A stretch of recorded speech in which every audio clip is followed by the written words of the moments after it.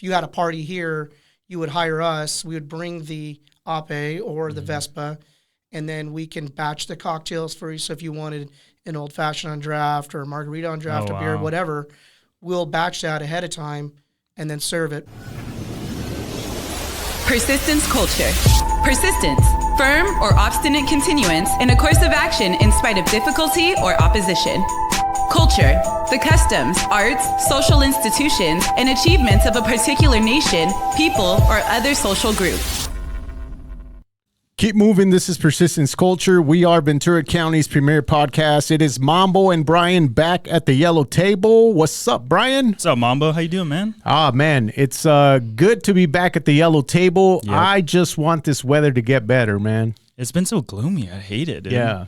And just to think that summer's around the corner, usually spring is nice in Ventura County. I don't know. June gloom is a real thing, man. Now it is. Yeah. Now it is, man. But you know what? Being back at the yellow table with more guests. And today we actually have two guests. Why don't you guys go ahead and introduce yourselves?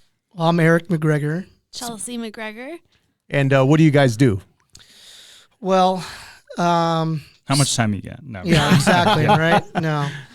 We own a handful of boutique mobile bars and coffee trucks, actually. Oh, wow. Yeah, so we build them. We build them in house. I build everything, and then she runs them all. But, wow.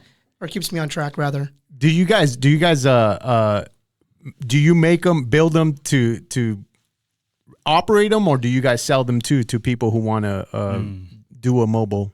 So originally, I used to own a classic car hot rod shop here in town for about 15 years, and I actually decided I wanted to make money for a living. So not the money pits or what? Exactly. Yeah. So I had to figure out a way to use my talents, but get out of that particular industry. Right.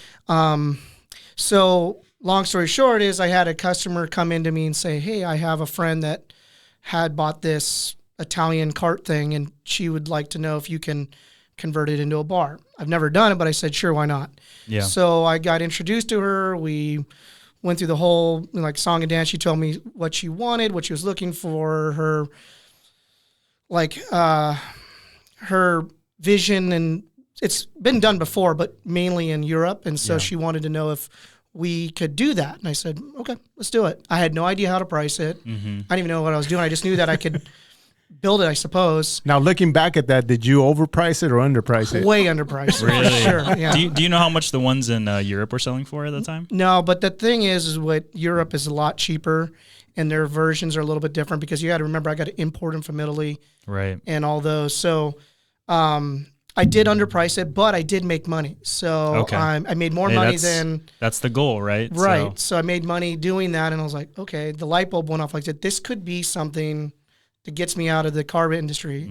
And so I kind of looked into it and did some research and decided, is this something that, A, I can make money doing? Mm-hmm. Is there a need for it? Right. Et cetera, et cetera. So we ended up, no one was really doing it, but there seemed to be a demand for it. Exactly. Right. So we kind of went forward, and I ended up building them. I found the guy that she got it from. Mm-hmm. And then I reached out to him and said, hey, are you selling these? Are you, what are you doing with these things? Are you importing them? How does this work? And he goes, well, I'm a scooter nerd, and I just liked them, and then I bring them over and I sell them and go from there. So he wasn't actually building them into carts. He was selling them to people like her. They were who would convert it to something else. Right. Yeah. They're looking for people like me to do it, which the industry is very small, so it's kind of hard. And when you try to explain to someone what you're looking for, most people go like, nah, I don't want to do it. Right. So I said, well, why don't you just, let me know if someone's interested, and then I'll take it from there. Right. That's kind of what happened. And so it started developing as. How long ago did this happen? What do you think, about 3 years ago? Yeah, about 3 years ago. So you guys got into it at the perfect time. Right at COVID, basically. Because a lot of the stuff that you're saying, I see it at pop-up markets, festivals. So it makes sense that you have people asking for that. And how many carts do you guys have? Well, we have currently, I think, a dozen basically. Wow. So it started off with just me building them for clients, and then I built a huge backlog of builds, because as it started to grow, people really started to look for it because it is a niche market. And then being where we are geographically, I was like, we should probably have our own for a few reasons. A, because I can test the waters and I know how to build them and make it better for the clients. So I can say, okay, you need this, you need that. This works, this doesn't work. I can educate the clients as well as fine tune the build. And that led into, well, we'll just have our own. So we started simultaneously building our own fleet as well as that. Building others, and building others. And now we're at a point where we're like, we're not going to build for anyone else anymore. We're just building our own fleet because that's the business money model. maker. Gotcha. Right. I have a lot of questions about operations, but as far as like the cart goes, like if I hadn't seen your Instagram, I'm still scratching my head about what the heck it is. And I know that you serve coffee, and then is it also alcoholic drinks on it, or do they have like dispensers, or what goes on and with one of these custom carts? Well, so they're called a Piaggio Ape. Ape meaning bee in Italian. The Vespa scooter, which we all know, is made by Piaggio, and they built this little 3-wheel truck in Italy called the Ape. So you have the Vespa and the Ape. It's the same drivetrain, same everything. They just never imported them to the U.S. The Vespas, yes. The Apes, no. They were designed for the little cobblestone hills and all that stuff. They're super cute, and they have like good lines to them. So it's just like the Vespa. It's got a good style to it. Okay. So they're little workhorses, but they're tiny. And so what we ended up doing was they are used in, like I said, the UK or Italy as little shops, basically pop-up shops. Oh, I see. Here in the U.S., we ended up doing basic draft systems for bar rentals, so batch cocktails, beer, wine, champagne, and it's designed for someone that wants to start a small business to go and rent this out as well as their services for bar service or weddings, private events, corporate events. Like if we had one, if you had a party here, you would hire us. We would bring the Ape or the Vespa, and then we can batch the cocktails for you. So if you wanted an old-fashioned on draft or a margarita on draft or beer, whatever, we'll batch that ahead of time and then serve it. But on it, we have kind of cool technology. It's like an instant chill machine. So it instantly chills any liquid that goes through it. Wow. So you don't have to worry about ice. It's efficient. And then the coffee one kind of started not... Also by mistake. Right. Those are the best kinds. Happy accidents, you know? It was a happy accident for sure. We were always thinking of like, how can we capture the industry? Like, what else can we do with them besides bar rentals? Because bar rentals is just events, on a Saturday or an event type of thing. How can we capitalize on doing a daily service with it? Well, food, obviously, but you don't really want to get into that atmosphere, you know? So coffee is a really good one to have, coffee and tea. We were thinking, okay, well, we can build a cart and put a espresso machine on it and to do all this stuff.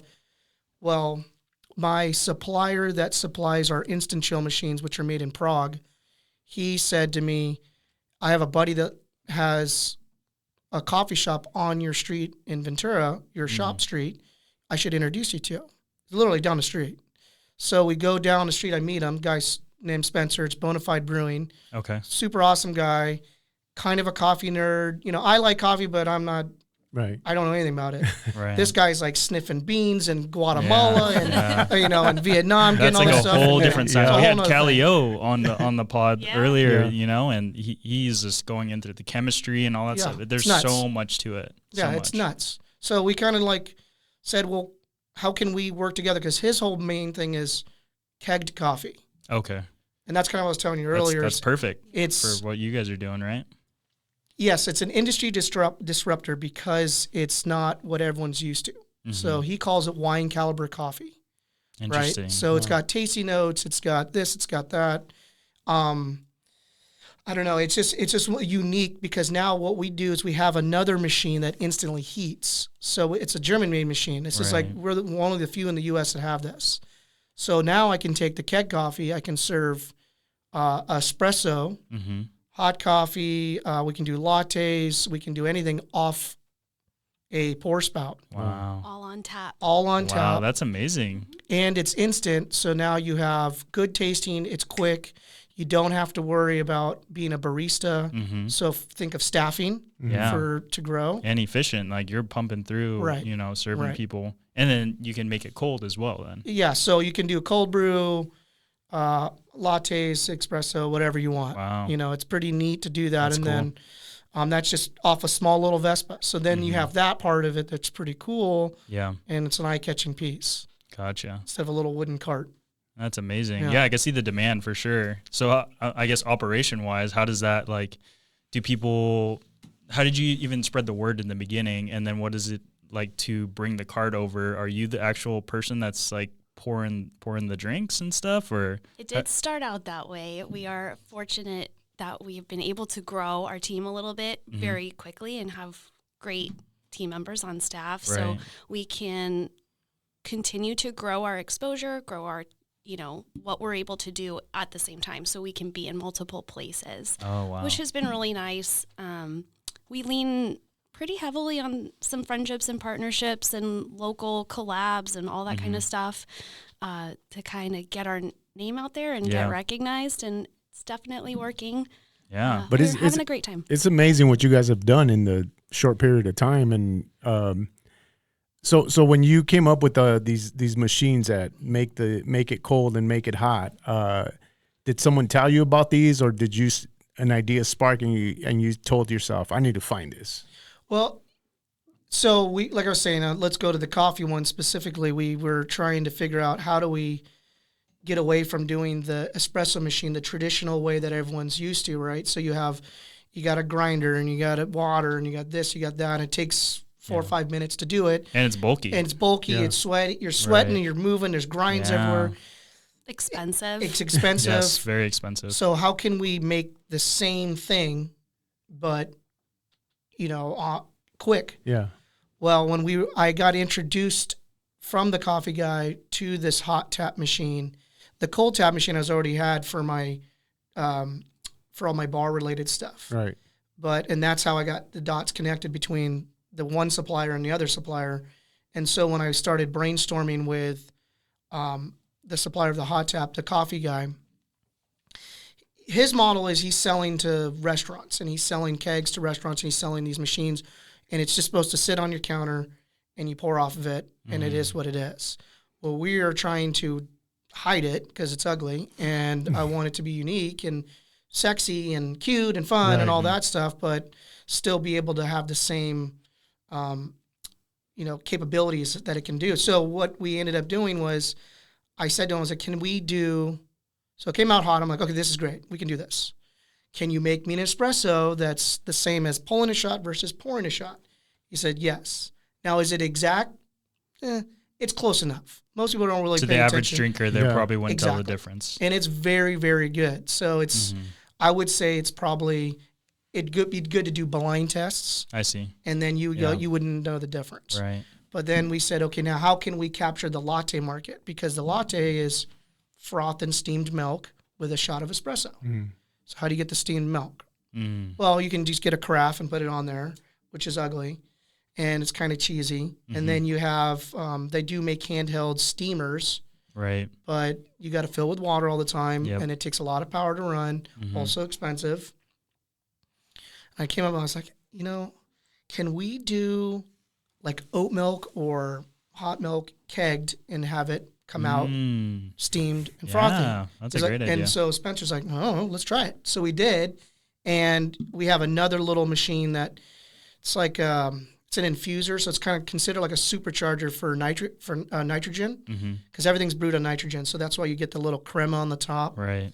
And it aerates it. So we have the supercharger that makes it even crazier. I can dial it back and forth, and it comes out frothy, steamed, 200 degrees. Yeah, I've tried nitro brew before, and it's real good. Yeah, it's very smooth. It is very smooth. It cuts a lot of it out. But now I can do the oat milk. So now we can just go oat milk, espresso.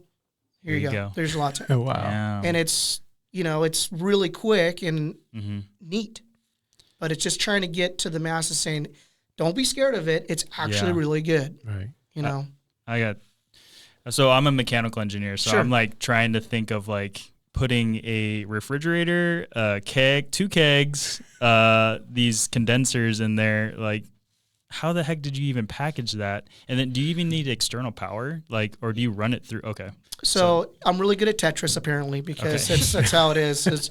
When we designed it, I had the layout of the two major components. So your heater and your chiller, right? So I have actually 4 kegs. I have 15 gallon or 20 gallons worth of liquid in each Vespa, plus the 2 machines and a nitrogen bottle. And you got to make it, well, is it easy for you to, pick a big gas keg and put it in there?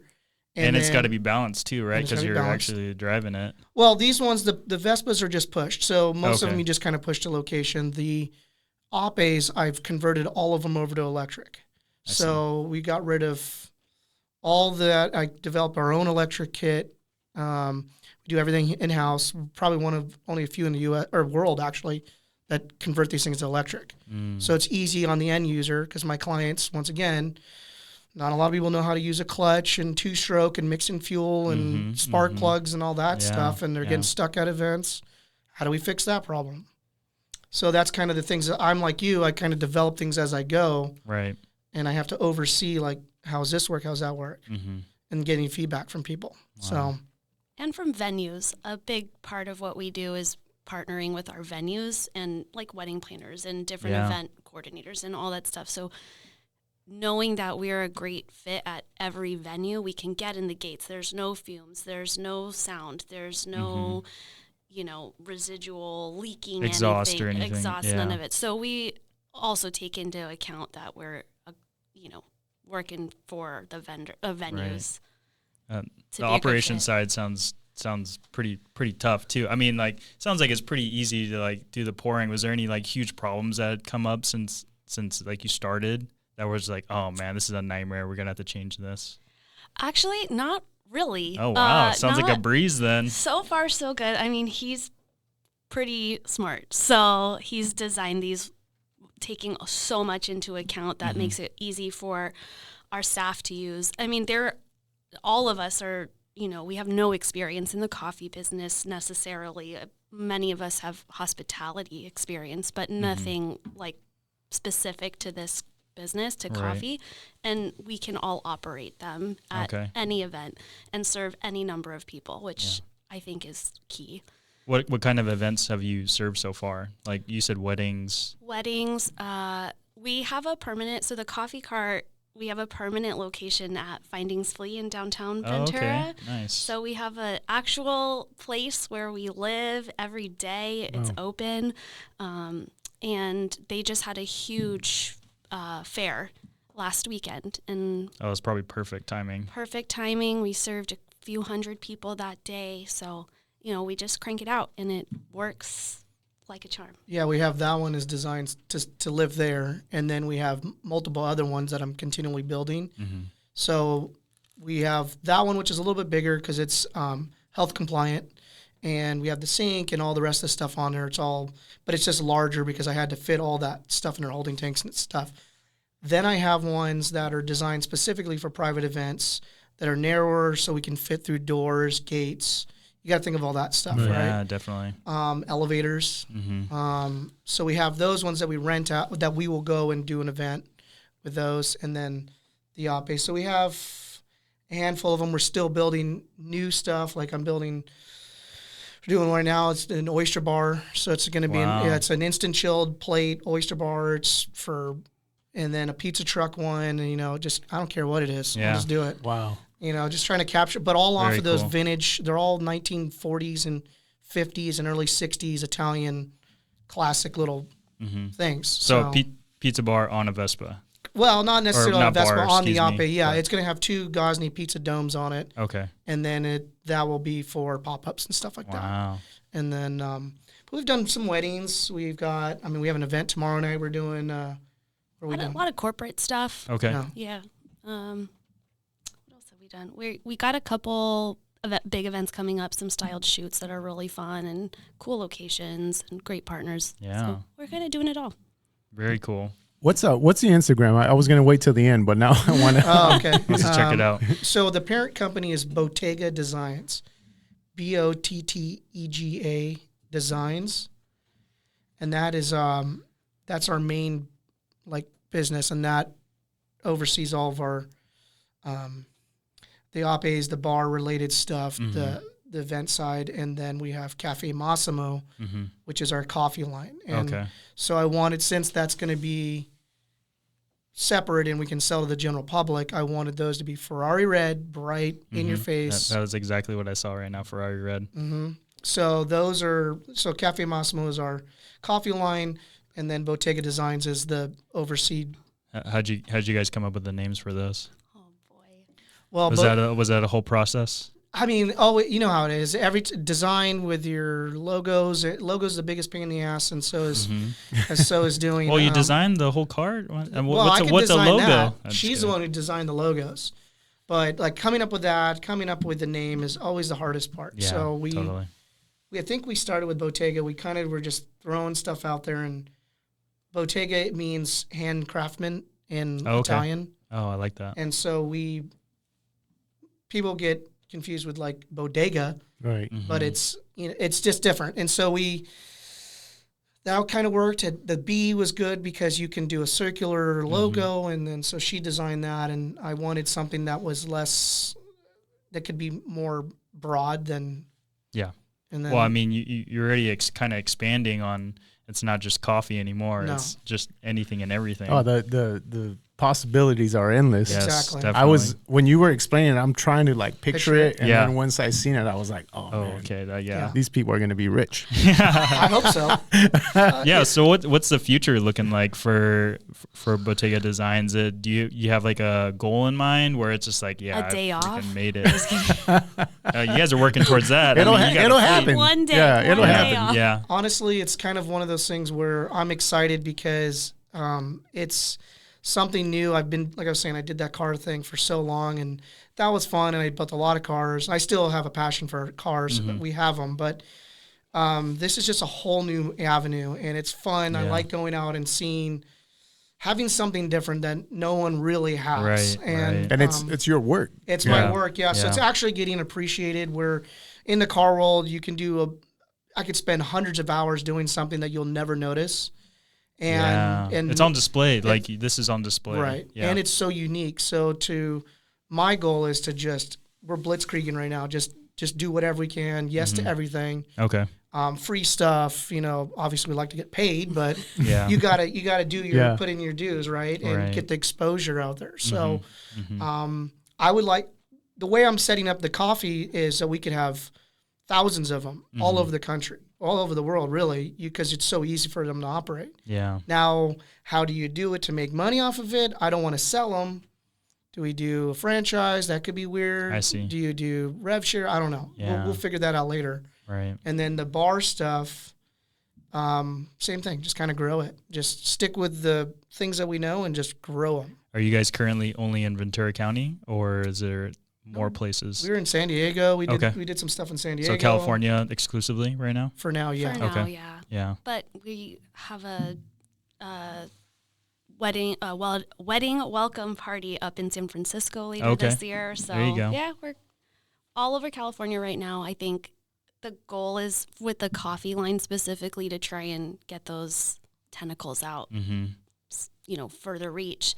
And the bar business, that's ideally like our hospitality business that we kind of morph into wherever it takes us. And like you said, the opportunities are endless for that. So we'll see. I thought about 4 of them right now as we're talking. Yeah. Well, I mean, the bar thing is it's one of those things too. You got to kind of see it to really understand it. One thing that we struggle with in that realm is they see the cart, they say it's super cute, and you tell them what it can do, but it's always an afterthought. So like if you're having a wedding or an event, you always hire a bar service, right? So your bartenders and stuff like that.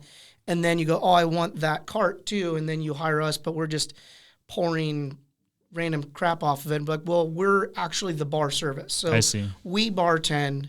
We have a stand-up satellite bar. So we'll do everything. But instead of having a line of people at a wedding, which we've all been to, boom, and boom. As soon as that cocktail hour comes up, everyone bum rushes the bar. Yeah. And they're double fisting it. Right. And the bartenders get flustered because they're doing it. So the batch cocktails is where I see. it's starting to become newer now, And it just makes it quicker for you to do it. So you take less options away from the guests. And so it's not just a free-for-all, and you're sitting there measuring out and ratioing your cocktail, but then 3 people behind you just want a beer. Yeah. You're like, dude, I'm waiting for a beer, and this guy's ordering like 6 cocktails.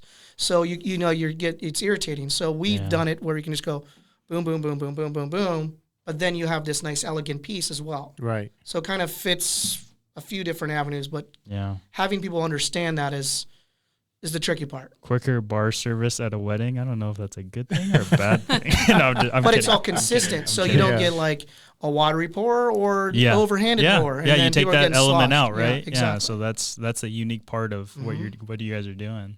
I think yes, you could come back quicker to the bar. I was just teasing you guys. Yeah, I would love that. But that's on them. They gotta hold their liquor. So, but it also gives people a chance to enjoy the event instead of waiting in line. Sure, totally. So we're giving back. Really. Absolutely, absolutely, yeah. One of the ideas I thought too is like I just started thinking of everything they have of events, and when I said the possibilities are endless, is they got candy bars, they have the coffee stuff towards the end, they have I see a lot of people, instead of a cake, they have a donut wall or whatever, and all this could be done with the stuff that you build, and I'm just like, man, like you guys could run. Well, we do have an ice every cream. event. We have a gelato one as well. So, wow. And then with the coffee, you can do an affogato, which is an espresso on gelato. Yeah. And then we've done our gelato one, which is basically a freezer that looks good attached to a Vespa. And we've done a few kids events with it, and we've done paletas, and we've done like a topping bar. Yeah. Wow. You can do a cotton candy. I don't care. You can put whatever you want on it. The whole point is you're making it look classy. Yeah. And so if you're at the Polo Fields in Montecito, you're going to be, or in Beverly Hills, you're not going to have just this clown car roll up. You have something cool that's refined, but it has the same elegance to it. Yeah. That was like my idea on it. What can we shove in this? Yeah, and if you have a ugly backyard like mine, just that'll make it look nice. Boom. Exactly. There you go. Yeah. Done. Who needs to decorate, right? Yeah. All eyes are on that. Yeah. So let me ask you a question about what you used to do and what you do now. Mm-hmm. Is it weird to be, having the car hot rod talk and now talking about what you're talking now? It's not weird because I still am heavily into the automotive world. I mean, we own a handful of hot rods and classic cars, so I'm always driving. So you didn't give it up completely. I drove one tonight, so I talk about it all the time. But I'm more passionate, if you will, about this. Yeah. Because it's more unique. Right. And it still has that vintage vehicle vibe. Right. Because they are old things. Yeah, they're beautiful. They're nice. And then the first thing I noticed was the paint job on them and the classic look on it. So the painting has been a hard part to get, is you can find a good painter, but then a lot of painters don't want to mess with these things. I mean, these things are beat up when we have them, when we get them. So I import them all from Italy now.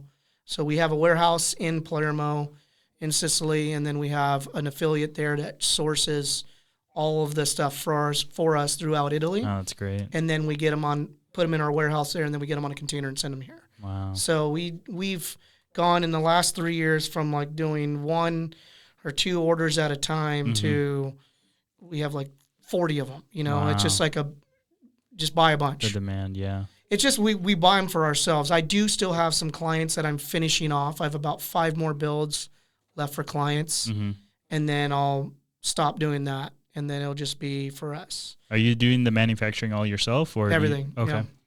So we bring them in, tear them apart, and then we'll send them off to sandblast, get them sandblasted. Then we construct the enclosure on the back. Then we'll send it off to paint. Comes back from paint and body. Then we do the tile work, the woodwork, the drafts. Everything's done in-house. Yeah.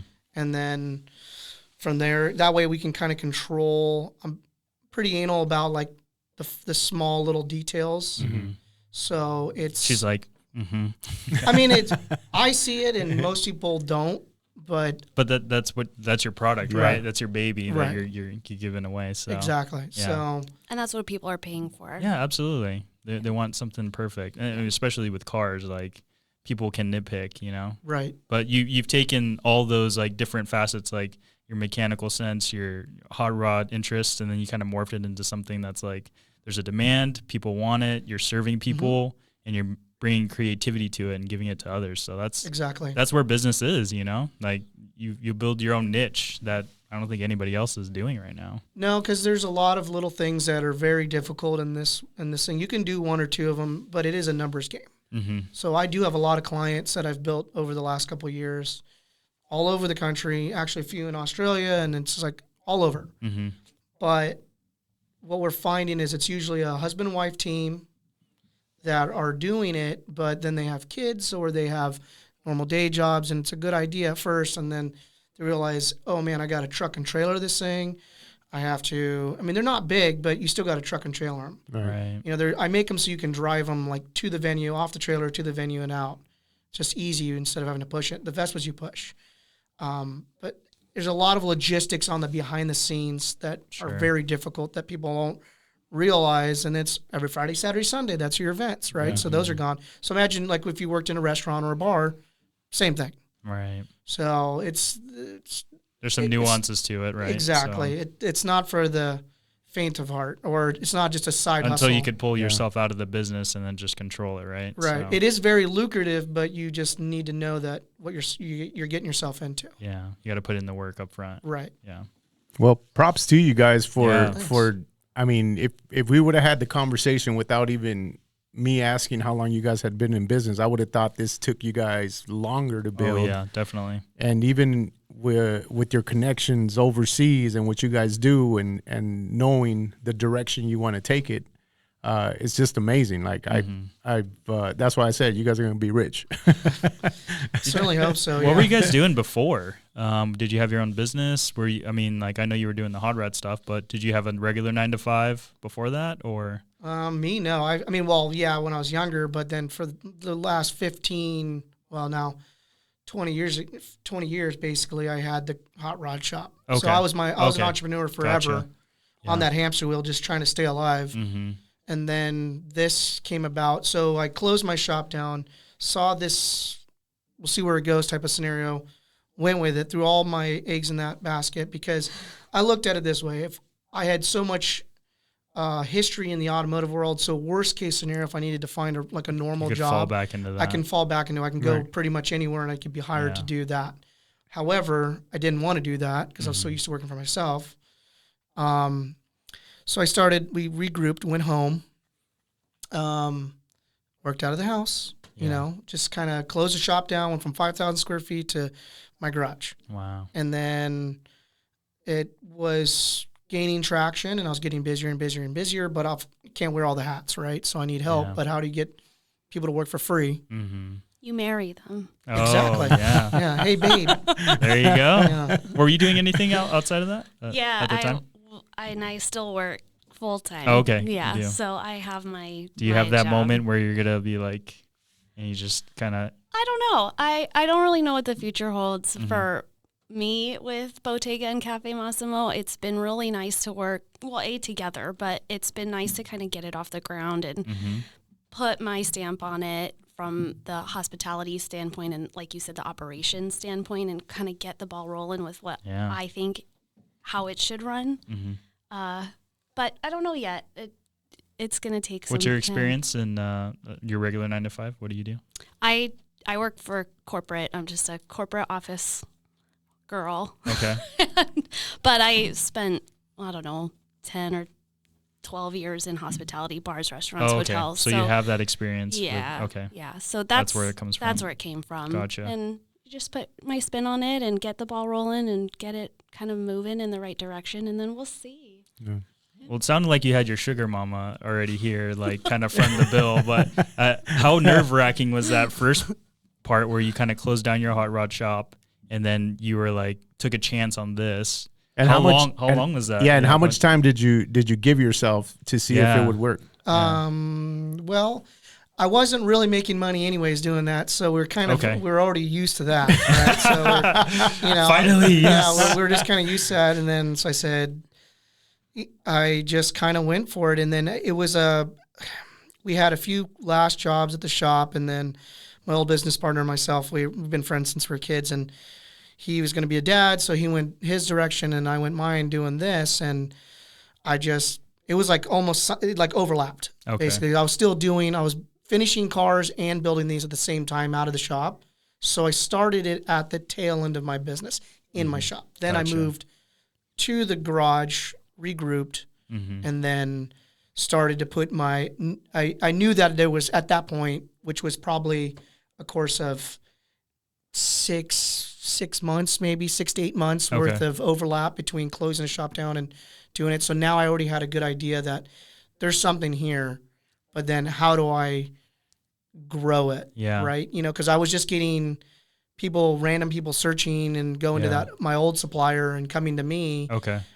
And still to this day, I have not yet really had our social media she's doing it now, which is great. Yeah. But it's been all word of mouth. Yeah. And then which means that you got something there, which is good. But so growing that into this is a good business model. How do we, go more mainstream with it? So then I have a business partner currently that he kind of came as a client and then said, what are you trying to do with this business? Gotcha. Where do you want to see yourself? Good questions, yeah. Exactly. And so I said, well, I want to make money and just live a comfortable life. I'm not trying to have a G5 or anything like that. I just want to. Oh, you're gonna be rich.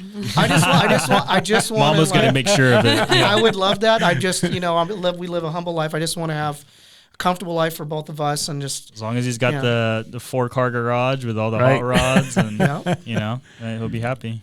But yeah, we kind of went off. I said, these are my struggles that I run into. I said, I can't answer the phones all the time. I can't get back to emails. I can't sit on social media. I can't do all the dumb stuff, the behind the scenes stuff that is very important, but I got to control the builds and actually building them, right? So Dylan kind of took that aspect of it and we grew, and that's when we started Bottega.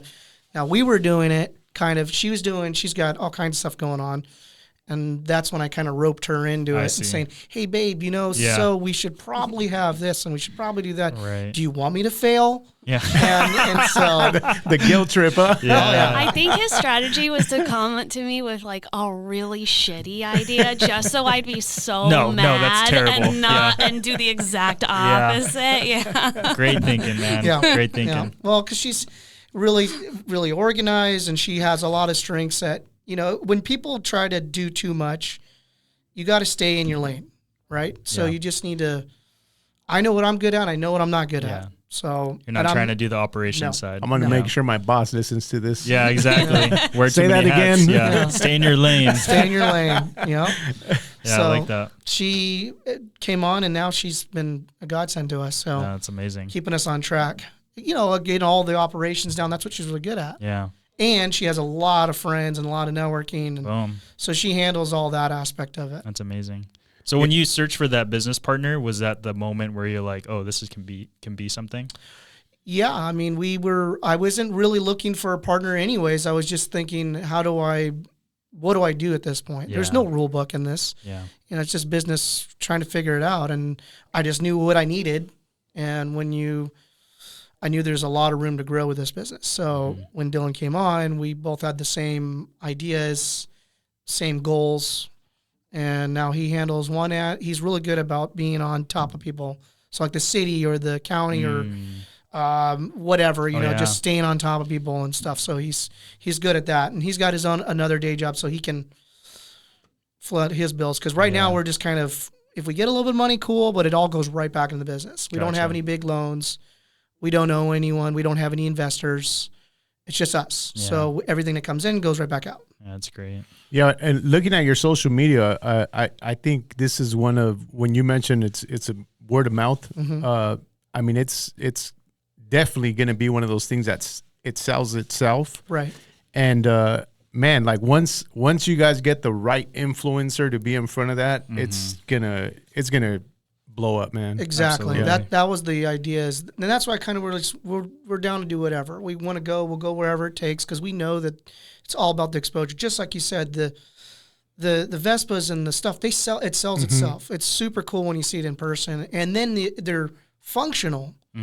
So that's the best part about it. I can 100% say you could put me in front of anywhere, any event or whatever, and we'll kill it.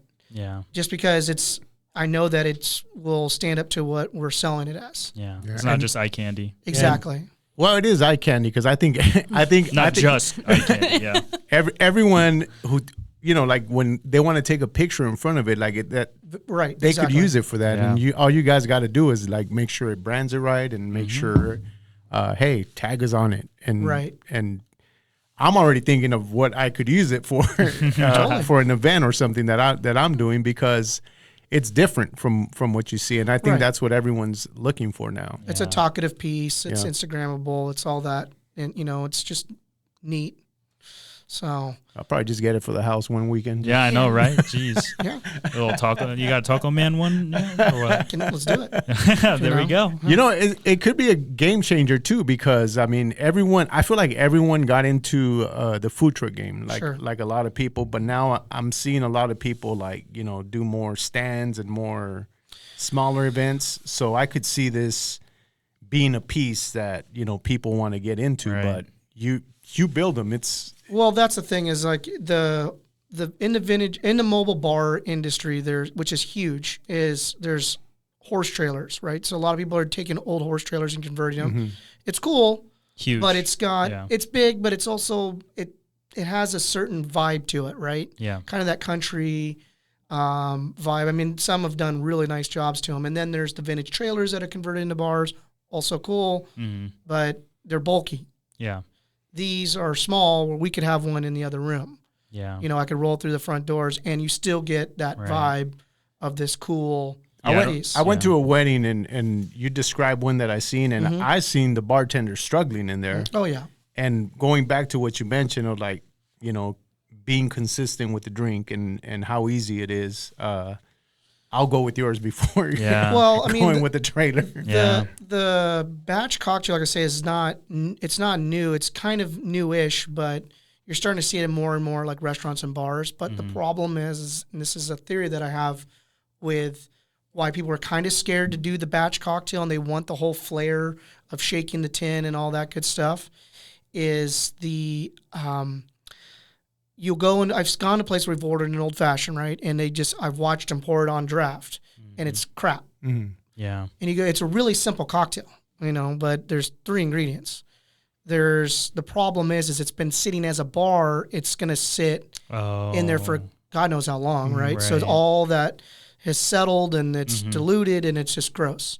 Well, when we're doing it's a private event, so it's fresh and then it's done at the end of the day. So you just kind of have to experience it to really change your mind on it. Right. At least that's my thought. I don't know. We've kind of talked about this. You're always learning as we go. Mm-hmm. I think people are also wary to try something new, thinking that, okay, well, if it's that quick and that fast, it can't be as good. Right. We talk about this a lot with the coffee cart, trying to get people to try the coffee that we serve as opposed to a traditional coffee. And look, we're coffee people. We frequent coffee shops. We support our local coffee shops too. Right.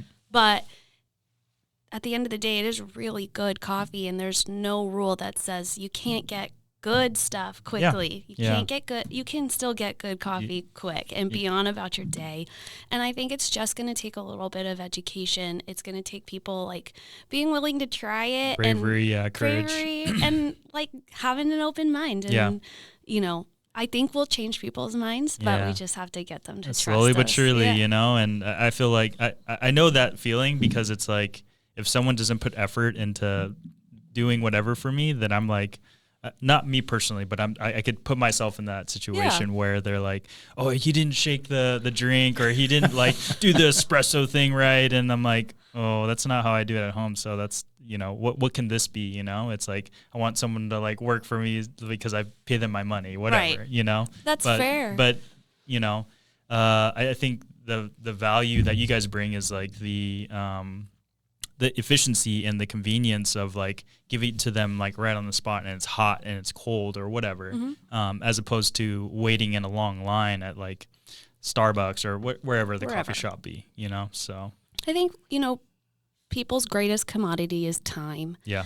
And even in a traditional workday, your time is limited. Your lunch break, it's limited. You've got to leave your office, get lunch, eat, get back, take a minute. It's like you can't squeeze out everything that you want to do in the hour. So if we can get somebody to like, I can sit for 2 minutes extra because I got my coffee 10 minutes faster and I can enjoy my day just a little longer, and they get a little bit of extra enjoyment out of their day, like that's worth it to us. Absolutely. You know, especially when you're waiting for coffee. Absolutely. And first thing in the morning. Your eye is twitching. Yeah. So do you guys have like a dream partnership that you're like wishing like, oh man, if we like get with this brand, I would be so happy. Do you guys have something like that? Or like, or, you know, like you guys have the fleets going out. Is there like a number of fleets that you're just like, dude, we're crushing it because we have this many?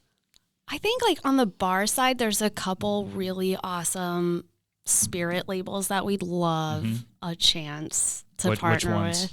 Oh, which ones where you'd be like, damn, this is it? From a liqueur imported perspective, Italicus would be like, they're a bergamot liqueur. It's just a really beautiful flavor profile, and we love everything about them. So that would be like, oh man, just we putting made it out. I'm putting it out into the universe so you guys can like, I don't know. I always just like those questions, but I don't know. From here, there's an American whiskey brand that we really love. They're called Michter's. They're just a favorite. We have them in our house, and that's our go-to order when we splurge and spoil ourselves too. Cool. But there's a couple brands that we just really love and are big fans of. We recommend for people. We, try and push that as a choice, as a top choice. So there's a couple. Yeah, I mean, we're always open to collab with really anyone. You know, we've been working with Ventura Spirits, and they're great. Yeah. And so Brad's been awesome, and we have we have some really fun stuff coming up with them. Is it their Angelino?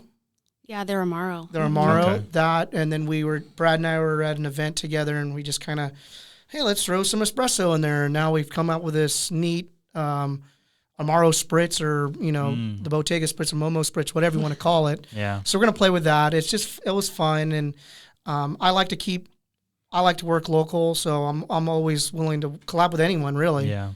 But as far as like the brand itself, I mean, Bottega and Mossimo would be its own thing for as long as it goes, and then we'll see as far as the pizza goes and the rest of the stuff. We'll see what happens. I mean, I'm not a pizza chef, but going back to making it easy, hopefully I can find a good pizza chef that's an up and comer or someone. I don't want to go with someone that's like already mainstream, right? Because they already started their thing. Yeah.